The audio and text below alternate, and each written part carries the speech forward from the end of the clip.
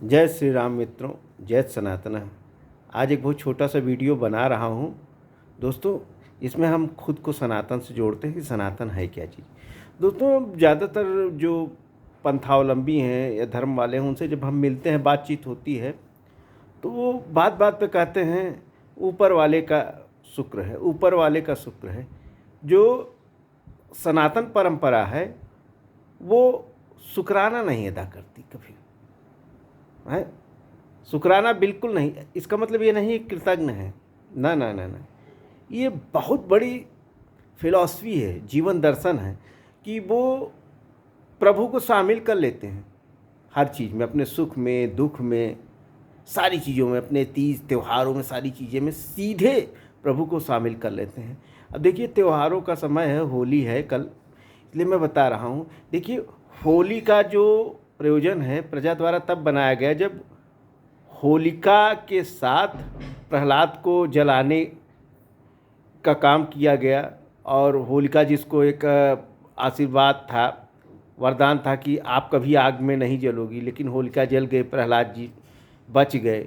तो लोगों ने, प्रजा ने जो है इसको उत्सव का रूप दिया, होलिका दहन, और इसमें खूब उत्सव मनाया। बाद में सब रंग अबीर गुलाल सब चलने लगा।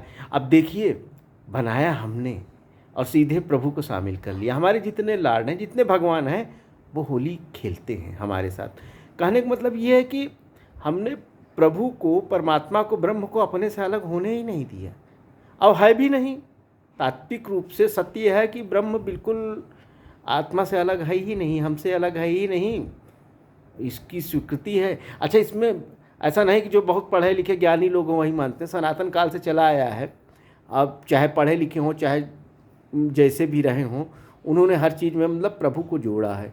अब देखिए, जैसे शंकर जी होली खेलते हैं, हमारे यहाँ लोकगीत फोक मतलब लिटरेसी में बना हुआ, होली खेले मसाने में दिगंबर, हैं, वो गाए हैं ना छुन्नूलाल जी, पद्म विभूषण न। और जैसे अब होली है, भगवान राम भी खेलते हैं। और एक मतलब कब का रचा गया है गीत है, होली खेले रघुवीरा अवध में। कृष्ण भगवान भी खेल रहे हैं, अकेले थोड़ी नहीं खेल, भगवान है कि अकेले, हम लोगों के बीच में खेल रहे हैं, आम आदमी के बीच में खेल रहे हैं। तो ये चीज़ें हैं कि बड़ा विराट रूप है सनातन का, संकुचित रूप नहीं है कि ऊपर भगवान बैठा हुआ है तो ऊपर से सब कुछ करेगा। अरे भगवान हमारे अंदर बैठा हुआ, हमारे सुख दुख में है, सारी चीज़ें हैं।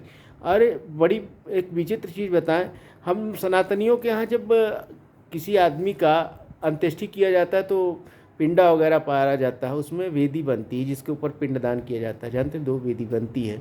एक वेदी भगवान विष्णु के लिए बनती है, वो पिंडदान भी करता है, विष्णु की उपासना भी करता है, वाहन भी करता है, विष्णु को साक्षी मनाता है कि आप साक्षी हैं कि हम पितृ ऋण से ऋण हो रहे हैं।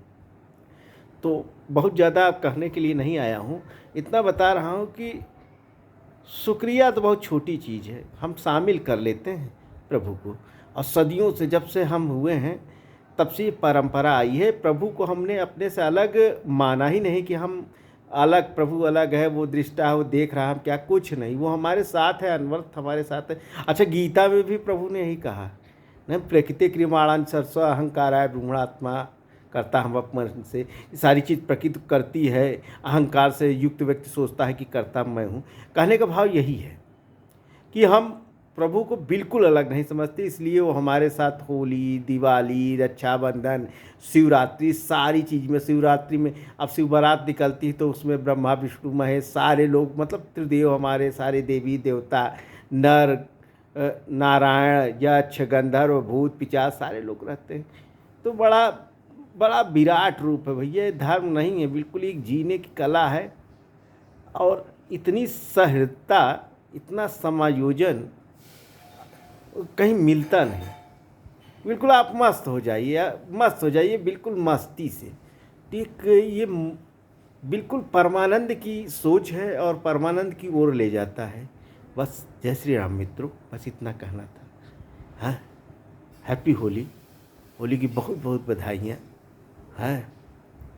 अरे भूत प्रेत बहोरी दिगंबर खेले मसाने में होरी। जय श्री राम, जय हिंद, जय भारत।